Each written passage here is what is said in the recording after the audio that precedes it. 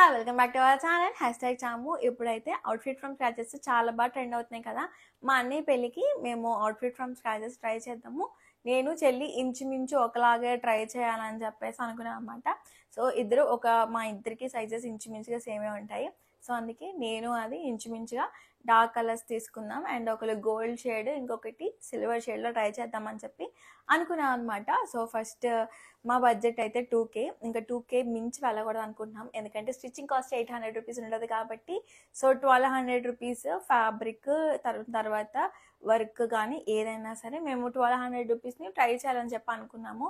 So అది fabric మీద work చేసేసి మనకి మీటర్ 400, 450, 500లో మీటర్ అలా ట్రై చేయాలా, లేకపోతే ఫ్యాబ్రిక్ తీసుకొని మగ్గం వర్క్ చేయాలని చెప్పి చిన్న కన్ఫ్యూజన్ ఉండే. లాస్ట్ టైం నేను ఆల్రెడీ ఏం చేశానంటే హెవీగా మనకి ఇంపోర్టెడ్ ఫ్యాబ్రిక్స్ వచ్చి ఉంటాయి కదా, సో వాటితో ఒక లాంగ్ ఫ్రాక్ని నేను ట్రై చేశాను అనమాట. కస్టమైజేషన్ చేయించుకున్నాను, అది బాగానే ఉంది. కొంచెం కొత్త కలర్ ట్రై చేయాలని చెప్పి ట్రై చేయించుకున్నాను, అది బెటర్గానే అనిపించింది అనమాట. సో అందుకే ఈసారి మగ్గం వర్క్స్ తోటి మనకి అవుట్ఫిట్ని ట్రై చేయాలని చెప్పి అనుకున్నాము. సో ఫస్ట్ అయితే మేము చిన్నగా షాపింగ్కి అది మేము ఫస్ట్ అసలు ఏది మనకి వర్క్ చేసేస్తున్న ఫ్యాబ్రిక్ తీసుకోవాలా లేకపోతే ప్లెయిన్ ఫ్యాబ్రిక్ తీసుకోవాలా అని ఒక చిన్న డౌట్ ఉన్నదనమాట. సో ఫస్ట్ అయితే మేము ప్లెయిన్ ఫ్యాబ్రిక్స్కి వెళ్ళి చూద్దామని చెప్పి రమ్మాకి వెళ్ళిపోయామన్నమాట. సో ఫస్ట్ మేము ట్రై చేయాలి. ఆల్రెడీ నేను మీటర్ 400, 450కి పెట్టాను కాబట్టి నేను ఆల్రెడీ ఒక అవుట్ఫిట్ ట్రై చేశాను కదా.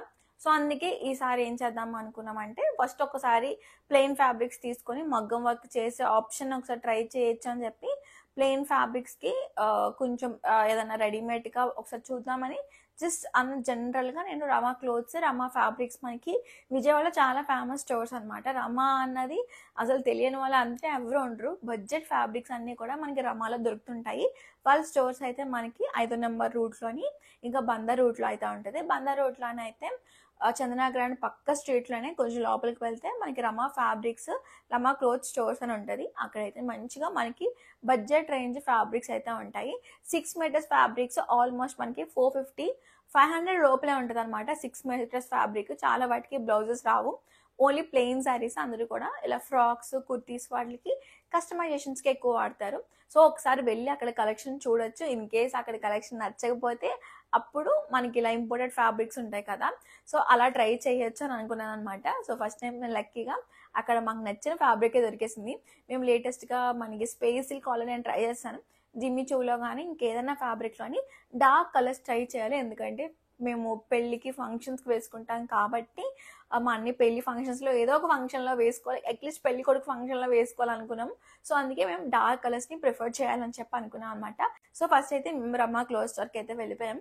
అక్కడ అసలు కలెక్షన్ ఎలా ఉంటుంది, ఏంటి డిజైన్స్, ప్యాటర్న్స్, అసలు కాస్ట్ ఎలా ఉంటుంది ఏంటంటే చిన్న క్లిప్స్ అయితే తీసాను. ఆ క్లిప్స్ అన్నీ కూడా ఒకసారి అటాచ్ చేస్తాను, సో చూసేయండి. విజయవాడలో ఉన్న అన్ని రమా స్టోర్స్ కంటే ఈ బ్రాంచ్లోని కలెక్షన్ బాగుంటుందన్నమాట. ఇదైతే బందర్ రోడ్లోని మనకి చందనగ్రాండ్ పక్క సందులోనే ఉంటుంది. ప్లెయిన్ శారీస్లో కలెక్షన్ అయితే మాత్రం బాగుంటుందన్నమాట. డార్క్ కలర్స్ కానీ లైట్ కలర్స్ కానీ ఫ్యాబ్రిక్ అయితే చాలా బాగుంటుంది. అండ్ అక్కడ చాలా రకాల డిజైన్స్, ప్యాటర్న్స్ ఉంటాయన్నమాట.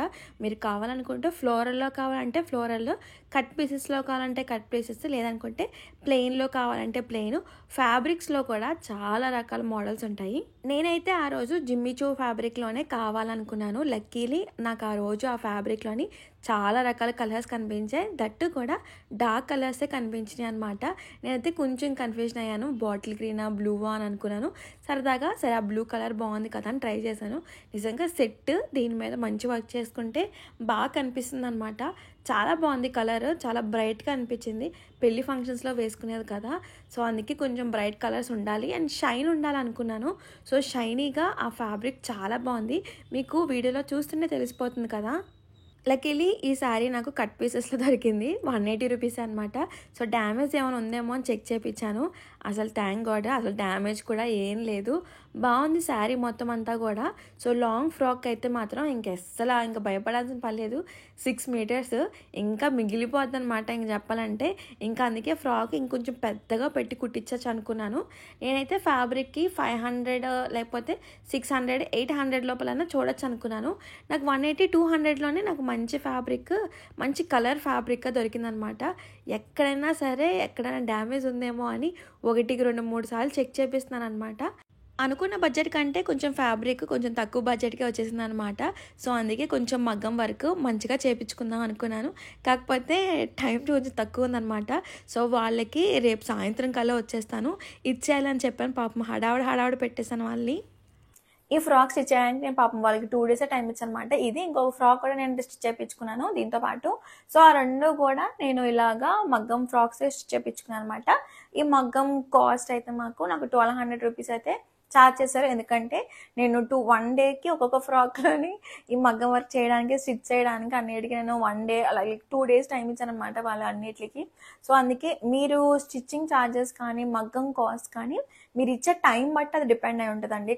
జనరల్ కాస్ట్ ఒక రేట్‌లో ఉంటది. అండ్ మీరు వాళ్ళకి ఇచ్చే టైం గానీ, దగ్గరలో పెళ్ళిళ్ళ సీజన్ గానీ, పండగల సీజన్ గానీ దగ్గరలో ఉన్నాయనుకోండి, సో, అది కొంచెం కాస్ట్ ఎక్కువ అనిపిస్తది. అదే లేదనుకోండి అన్ సీజన్‌లో మీరు ఇలా కస్టమైజేషన్స్ ట్రై చేయాలనుకుంటే బెటర్ అన్ సీజన్‌లో ట్రై చేయండి.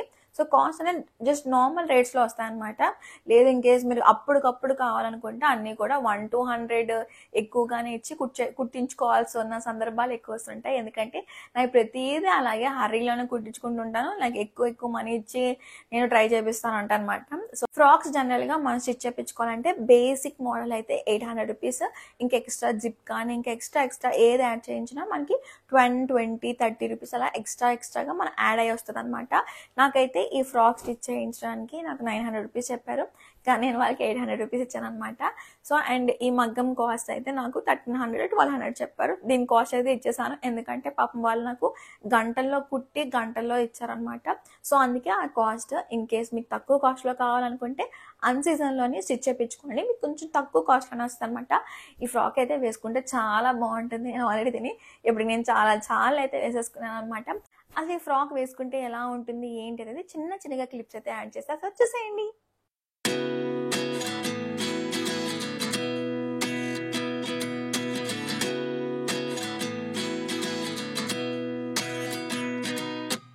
At 29 and I find myself wondering what did happen to the last 10. I ran away with my life, fast forward.